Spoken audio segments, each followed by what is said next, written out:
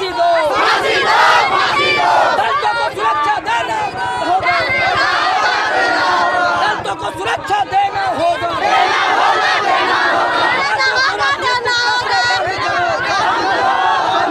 अपराधों को बंद करो,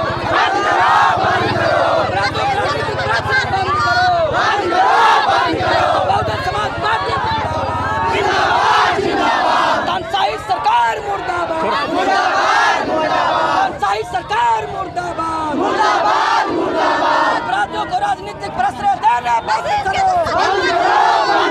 अपराधों को राजनीतिक प्रश्रय देना बंद करो, दलितों को सुरक्षा देना होगा, दलितों को सुरक्षा देना होगा, दलितों को सुरक्षा देने में विफल नीतीश कुमार, हाय हाय, दलितों को सुरक्षा देने में विफल नीतीश कुमार,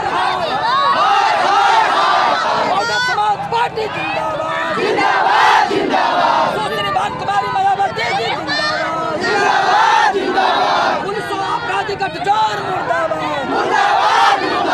राज्य प्रशासन मुर्दाबाद, राज्य प्रशासन मुर्दाबाद, गरीबों की आवाज सुनना होगा, गरीबों की आवाज सुनना होगा, आम आदमी का सुरक्षा देना होगा, आम आदमी का सुरक्षा देना होगा, आम आदमी को सुरक्षा देने में विफल नीतीश कुमार इस्तीफा दो, आम आदमी को सुरक्षा देने में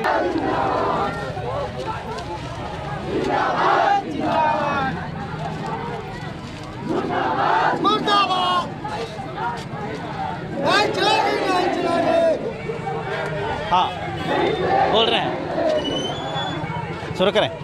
और आगे यार, थोड़ा सा और आगे आइए। जय भीम दोस्तों, मैं हूं चितरंजन कुमार और आप देख रहे हैं हमारा news channel true news TNBR। आज जो आप ये देख रहे हैं, यहाँ पर धनौती गांव में एक आशीष कुमार नाम का रविदास जाति के लड़का की हत्या हुई थी। साथ ही साथ भोजौर में भी एक पासवान जाति के लड़का का हत्या हुआ था। इस हत्या के विरोध में यहाँ के शासन प्रशासन के खिलाफ ये बहुजन समाज पार्टी के लोगों ने आज अनुमंडल कार्यालय के समक्ष, अनुमंडल पदाधिकारी के समक्ष में ये धरना प्रदर्शन का आयोजन किए हैं। और ये धरना प्रदर्शन के लिए ये लोग कर्पूरी चौक जो ये पालीगंज मोड़ के पास से वहाँ से चलते हुए और ये अनुमंडल कार्यालय के पास में पहुँचे हैं। और इनके अंदर में देख रहे हैं जो इतना रोष है, इस रोष के पीछे वजह जो बताया जा रहा है, यही बताया जा रहा है कि बिहार में मूल रूप से जो शासन प्रशासन की रवैया है, जो पक्षपाती रवैया कहा जाता है, जो खास करके दलितों के प्रति घोर अन्याय जो हो रहा है, इसके खिलाफ में इन लोगों ने इस प्रकार के धरना का आयोजन किया है। धरना का आयोजन जो किया जा रहा है ये बहुजन समाज पार्टी के तत्वाधान में किया जा रहा है, जिसके नेतृत्व जो हैं जहानाबाद जिला के जिलाध्यक्ष व्यासमुनि दास तथा बहुजन समाज पार्टी के प्रदेश सचिव जो हैं ये राजकुमार राम जी के नेतृत्व में किया जा रहा है। आइए हम यहाँ के कुछ लोगों से जानने का और कोशिश करते हैं कि आखिर इस धरना प्रदर्शन के माध्यम से लोग क्या मांग करते हैं।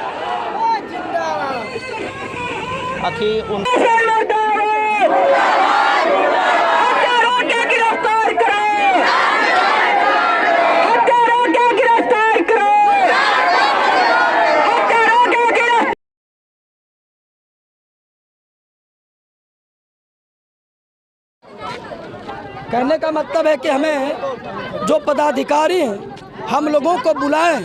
हम लोग जिस मांग को लेकर के ये पूरे मसौढ़ी बाजार में हम लोग जो प्रदर्शन किए हैं, तो इसके लिए प्रशासन, हमारे पदाधिकारी हमें बुलाए, हमारी मांग को सुने, हमारी बातों को स्वीकार करें। ए भाई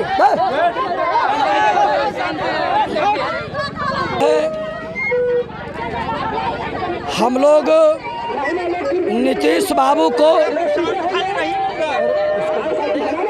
माइक को बंद कर दीजिए। हम लोग बिहार की धरती पर एक लंबा समय तक कांग्रेस सरकार को नेतृत्व करने का मौका दिया था।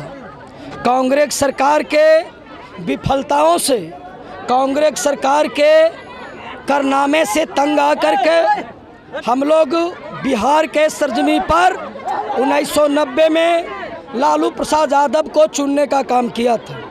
लालू प्रसाद यादव जी शुरुआती दौर में वंचित आवाम को ललकारने का काम किया, उनके अधिकारों के लिए आवाज़ बुलंद करने का काम किया था। हम लोग को ऐसा लगा था कि डॉक्टर B.R. अम्बेडकर का दूसरा अवतरण का नाम लालू प्रसाद यादव है। हमने विश्वास करके, मसीहा मान करके, हमने एक बार नहीं, 2 बार नहीं, लगातार 3 बार 15 वर्षों तक उनकी सरकार में बैठाने का काम किया था। लेकिन जुल्म सितम के खिलाफ हुंकार भरने वाले, वंचित आवाम को अधिकार के लिए ललकारने वाले लालू प्रसाद सत्ते के नशे में इस कदर डूब गए थे कि गरीबी मिटाने की कसमें खाने वाले लालू प्रसाद गरीबों को मिटाने की ही चाल चल दी। वो एक तरफ लालू प्रसाद यादव की सरकार में उन्होंने सामंती ताकतों के बीच से परमेश्वर शर्मा के नेतृत्व में रणबीर सेना पैदा किया था, और वहीं दूसरी तरफ वंचित आवाम को अधिकारों के लिए ललकारा था, और तीसरे तरफ उन सामंती ताकतों को, रणबीर सेना को, इन दलितों को कुचलने के लिए पूरी छूट देती। परिणाम स्वरूप पूरे बिहार के सरजमी पर रामपुर, चौरम, नोनही, नगमा, दमुआ, खगड़िया, बेलछी, बारा, शंकर बीघा, बाथे, नारायणपुर, डोहिया, प्रसबीघा, सेनारी, मियाँपुर, मटौरा, सावन बीघा और दत्तमई, इतने जगहों पर नरसंहार हुई थी। 4 नरसंहार कांग्रेस के रीजन में और बाकी के सब नरसंहार लालू जी के रीजन में हुआ था। हमें लोगों को बिहार के अंदर 2.5 घंटे पर एक दलितों को मर्डर होता था, 4 घंटे पर बेटी बहू की बलात्कार होती थी, 8 घंटे पर व्यवसायियों का अपहरण होता था। पुनः हम लोगों ने ठगा हुआ महसूस किया था, और लालू प्रसाद के सरकार के कारनामे से उब करके माननीय नीतीश बाबू को 1 बार नहीं, 2 बार नहीं, बिहार की सत्ता में 4 बार बैठाने का काम किया। आज बिहार में नीतीश बाबू भारतीय जनता पार्टी के नेतृत्व में, अगुवाई में उनकी सरकार डबल इंजन की चल रही है। जिन वादा करके, जिन आकांक्षाओं के साथ, जिन विश्वासों के साथ जो आम जनता का वोट लिया था, आज नीतीश जी उन तमाम मुद्दों पर विफल हैं। न यहाँ की बेटियों को सुरक्षा मिल रही है, न युवाओं को रोजगार मिल रहा है, न दलितों को सुरक्षा मिल रहा है। पूरे देश में अपराधियों का राज काम हो गया है। अपराधियों का राजनीतिक प्रश्रय मिलने से अपराधियों को मनोबल बढ़ा हुआ है। वो दलितों को, आम आदमी को, व्यवसायियों को मर्डर करके, हत्या करके आसानी से फरार हो जा रहा है, और पुलिस यहाँ, प्रशासन वहाँ मूक दर्शक बनी हुई है। यह जो प्रशासन है, यह प्रशासन आम आदमी का सुरक्षा देने के बजाय, कानून द्वारा कानून का राज स्थापित करने के बजाय, ये सारे के सारे प्रशासन शराबबंदी से पैसा वसूलने में उसका ध्यान केंद्रित है। कैसे सरकार को बचाया जाए, आम जनता के अधिकार को कैसे कुचला जाए, आम जनता की आवाज़ को कैसे बंद किया जाए, और कैसे सरकार में रह करके आम जनता को जाति के आधार पे, धर्म के आधार पे हम बहका करके वोटों को ध्रुवीकरण करके सत्ता में बने रहे। इन तमाम मुद्दों में इन वर्तमान सरकार का जो है ध्यान केंद्रित है। आम आदमी के सुरक्षा से कोई लेना देना नहीं है। इस देश के अंदर, राज्य के अंदर महिलाओं को सुरक्षा से लेना देना नहीं है। बेरोजगार आज जो है वो खाक छीन रहा है, आज बेरोजगारी का दंश झेल रहा है। बेरोजगारों से सरकार का कोई लेना देना नहीं है। यह सरकार चंद पूंजीपतियों के हाथों में खेल रही है। आपने देखा होगा लगातार 8 महीने से किसान 3 कृषि कानून, जो कृषि के किसानों को किसी भी हित में वो नहीं है, उसको लेकर के किसान 8 माह से वो दिल्ली से हटा दिया जाता है, उनकी हत्या करा दी जाती है। आज के डेट में न न्यायपालिका सुरक्षित है, स्वायत्त है, न निर्वाचन आयोग सर्वस्वायत्त है, न रिजर्व बैंक स्वायत्त है, न यहाँ तमाम जांच एजेंसियां स्वायत्त है। तमाम जो लोकतंत्र के मजबूत स्तंभ है, संवैधानिक संस्थाएं हैं, ये नीतीश बाबू के समर्थन वाली मोदी जी के हाथों में पंगु हो चुका है। कोई आदमी नोटिस लेने वाला नहीं है। तो इस तानाशाही सरकार को, इस बाहरी सरकार को हम लोग आम जनता उब करके, हम लोग जो है काफ़ी लोग ये लगातार 10 बजे से इकट्ठा हो करके पूरे मखदूमपुर मसौढ़ी विधानसभा के तमाम जो महिलाएं हैं, तमाम जो युवा है, तमाम जो हमारे किसान हैं, तमाम हमारे जो व्यवसाय के लोग हैं, सारे लोग इस मुद्दे को लेकर के आक्रोशित हैं। और हम बता देना चाहते हैं आपके माध्यम से सरकार को कि आपकी यह चाल ज़्यादा दिन तक चलने वाली नहीं है। जनता को सुरक्षा चाहिए, बेरोजगारों को रोजगार चाहिए, माताओं बहनों को सुरक्षा चाहिए। आप देख रहे हैं जीडीपी धराम से नीचे चल गया, जीएसटी माइनस में चला गया, हमारा देश आज बांग्लादेश से पीछे हो गया। और यह सरकार चाहती है कि लोगों को हम आतंकवाद के नाहक मुद्दों को उलझा करके, धर्म को मुद्दों को उलझा करके,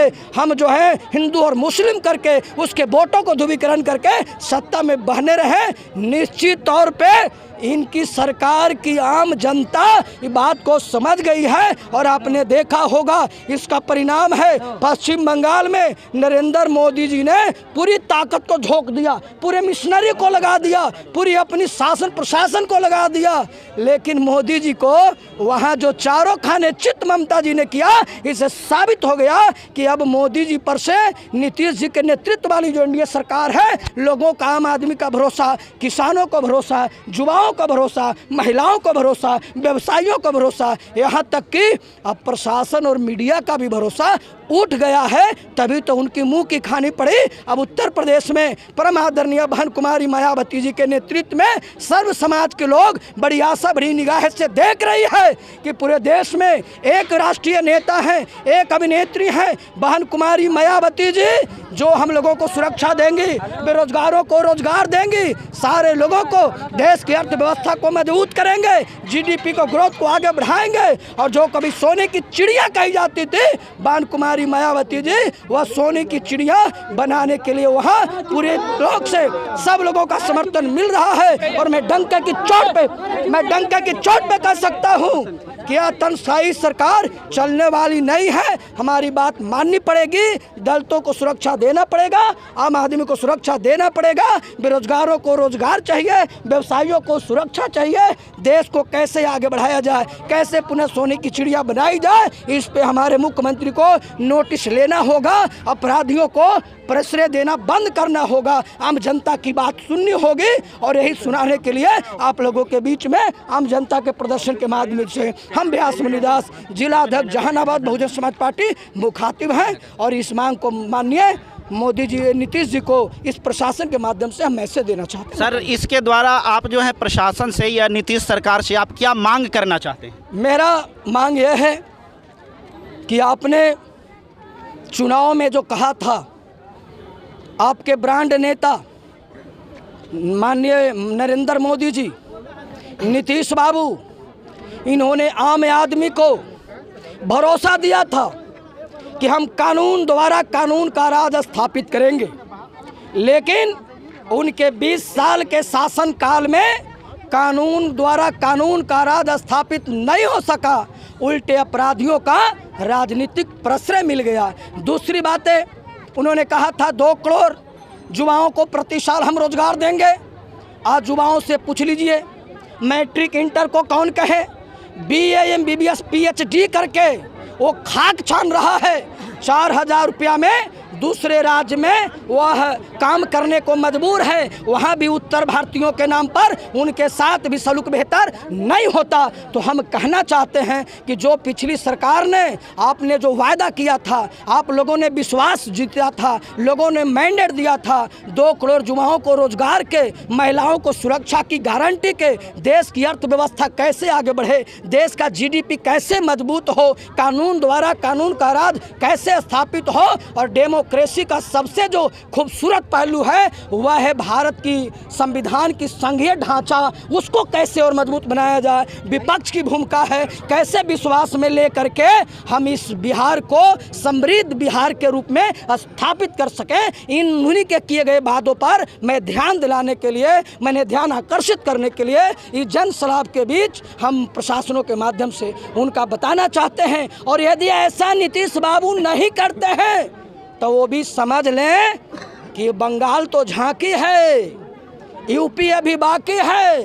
और जब यूपी और बंगाल की जब हवा चलेगी ना, तो बिहार के जो है सुशासन बाबू का जो ढोल पीट रहे हैं, जो बिल्कुल जो कहा कि शराबबंदी हमने कर लिया, लेकिन शराबबंदी नहीं हुई, शराब महंगा हो गया, शराब का होम डिलीवरी हो रहा है और शराब के नाम पर जो मुसहर जाति के गरीब लोग हैं उनको जेल में सलाखों में डाला जा रहा है, पीट पीट करके हत्या की जा रही है। तो इन्हीं मुद्दों को लेकर के उनको मैं चेतावनी देने के लिए आया हूँ। अच्छा सर, यहाँ पर जो है अनुमंडल पदाधिकारी महोदय उपस्थित हैं। वो नहीं है, प्रतिनिधि आप हैं? अच्छा सीओ, ये तो सर ये सीओ साहब हैं। आप सीओ साहब के समक्ष कुछ कहना चाहेंगे कि अनुमंडलाधिकारी के समक्ष ही कहेंगे?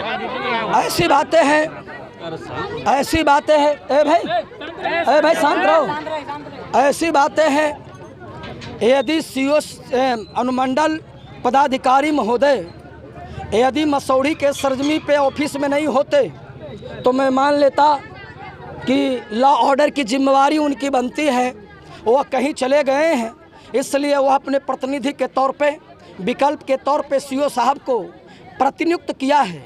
लेकिन वह आदमी, वह पदाधिकारी इतने निरंकुश हो चुके हैं कि इन तमाम जनता की, आवाम की जो अहमियत है उसको वो भी कुचल देना चाहते हैं, नकार देना चाहते हैं। इसीलिए स्वयं नहीं आकर के, स्वयं जिम्मेवारी को ना लेकर के अपने जो अंचल स्तर के जो पदाधिकारी हैं उनको भेजने का उन्होंने बात कर रहे हैं, नाटक कर रहे हैं। तो मैं तो मांग करूंगा कि माननीय अनुमंडल पदाधिकारी महोदय, हम बहुजन समाज पार्टी के अनुशासित लोग हैं, अनुशासन के सिपाही हैं, अनुशासन से सबसे ज़्यादा ज़रूरत हमारी है, सुरक्षा की जिम्मेदारी हमारी है। चाहे पुलिस प्रशासन के लोग हों, ये हमारे भाई हैं, ये भी मजदूर और किसान मध्यम किस्म के बीच के हैं। हम भी जो प्रदर्शन कर रहे हैं एक गरीब और मध्यम किस्म के लोग हैं। तो आपस में लोगों से मेरा कोई कंट्राडिक्शन नहीं है, लेकिन अनुमंडल स्तर पे सरकार का प्रतिनिधि होने के नाते आपको माध्यम से हम सरकार को बात बताना चाहते हैं, मांग करना चाहते हैं। तो आपको आना चाहिए और इस बीमारी से नहीं भागना चाहिए। और यदि वह अनुमंडल पदाधिकारी गलफत में है कि हम नहीं जाएंगे, फिर भी विकल्प के माध्यम से बात को सलटा लेंगे, तो मैं दावे के तौर पे आग्रह पूर्वक कहना चाहता हूं कि वही लोग हैं जो पत्थर को पिघला करके, पत्थर को तोड़ करके टुकड़ों टुकड़ों में बांट करके उसको छत बनाने का काम करता है। हम ज़मीन के नीचे भी काम करते हैं, ज़मीन के ऊपर भी काम करते हैं, चिलचिलाती धूप में काम करते हैं। यदि हमारी बात आपने नहीं सुना और सुनने की आवश्यकता महसूस नहीं की तो हमारी जो आम जनता है यहीं पे खड़े रहेगी। हम प्रदर्शन करेंगे, हम जो है प्रोटेस्ट करेंगे और जब तक मेरी बात नहीं सुन ली जाती हम लोग सारे के सारे लोग यहीं टिके हुए। तो सर मैं आपका कहने का मतलब ये समझ लूँ कि जब तक अनुमंडल अधिकारी नहीं आते हैं तब तक आप किसी भी प्रतिनिधि का कोई बात नहीं मानेंगे? सर ये आपको उनके तरफ से कुछ आश्वासन दिया गया, कुछ कहा गया है क्या? ये जो जुलूस है कोविड का भी प्रकोप है, इसमें किसी भी प्रकार का जुलूस निकालना जो है सो नियमानुसार, कानून के अनुसार सही नहीं है। इनके द्वारा जो है सो जुलूस के लिए लाइसेंस जो है जो लिया जाना अपेक्षित है वो किसी प्रकार का लाइसेंस स्वीकृत नहीं है। तो यह माना जा सकता है कि यह जुलूस जो है सो नियमानुसार। सर एक सवाल मैं भी आपसे पूछूंगा, बिहार में जिस समय कोविड-19 का वो दौर था, जिस समय लोग बहुत मर रहे थे, उस समय बंगाल में इलेक्शन हुई, उस समय कोविड का ये प्रकोप और ये जो कोविड से संबंधित रूल्स था वो कहाँ था? इसके लिए हम आधिकारिक रूप से बयान नहीं दे सकते। सर मैं आधिकारिक रूप से नहीं पूछ रहा हूँ, लेकिन इस बात को जवाब तो सरकार को ही देना पड़ेगा। ऐसा है, जहाँ तक माननीय अंचल अधिकारी महोदय कोविड के मापदंडों की दुहाई दे करके और हमारी बातों को नकार रहे हैं, तो मैं इस कोविड के संदर्भ में मैं आप लोगों से इस मीडिया के माध्यम से स्पष्ट बता देना चाहते हैं। माननीय ललन सिंह जब जदयू के कार्यकारी नियुक्त वो प्रदेश राष्ट्रीय अध्यक्ष बनाए गए और 5 तारीख को दिल्ली से वह फ्लाइट से जब पटना पहुँचे तो लाखों लाख की तादाद में जदयू जिनकी सरकार है उनकी कार्यकर्ता हुजूम करके जुलूस लगा करके और उनका स्वागत करता है। तो मैं पूछना चाहता हूं कि आपने यहाँ भी देखा, अभी उन्हीं का घटक दल आपका चिराग पासवान जी आशीर्वाद यात्रा चला रहे हैं, पूरे विदेश में, पूरे बिहार में भ्रमण कर रहे हैं, लाखों की तादाद लग रही है, वहाँ कोई कोविड-19 का उल्लंघन नहीं होना है। आप देख रहे हैं बस चल रही है, 100 की संख्या में ठूस ठूस के यात्री इधर से उधर जाने को मजबूर हैं। आप चले जाएं बाज़ार में, जितनी बाज़ार के दुकान पे भीड़ नहीं है बाज़ार में, उतना शराब बिकने वाले गांव में शराबियों की जमावड़ा लगा है। यह नीतीश बाबू को दिखाई नहीं देता। वह कोविड-19 का कोई मापदंड का उल्लंघन नहीं होता, लेकिन यह विपक्ष को जो उनकी नाकामी है सरकार की, वो पुल न खोल जाए, हमारी तस्वीर, हमारी सही चेहरा लोगों के बीच में ना स्थापित हो जाए, उजागर न हो जाए, इन नकाब न हट जाए, इसके लिए कोविड का बहाना बना करके, कंडीशन लगा करके विपक्ष को रोकना चाहते हैं, जनता के आवाज़ को कुचलना चाहते हैं, बेरोजगारों को वह रोजगारी का दंश झेलने पर, महिलाओं को असुरक्षा की हालात सहन करने पर वह छोड़ देना चाहते हैं। इस मामले में नीतीश सरकार का जो दोहरा चरित्र है, दोहरा मापदंड है, चाहे दिल्ली पटना की सरकार हो, यह बिल्कुल फेल हो चुकी है। यह बिल्कुल जनता को गुमराह करके उसके आवाज़ को रोक देना चाहती है। मेरा, हमारी पार्टी, हमारी नेता को ऐसा मानना है और आम जनता की कहना भी है।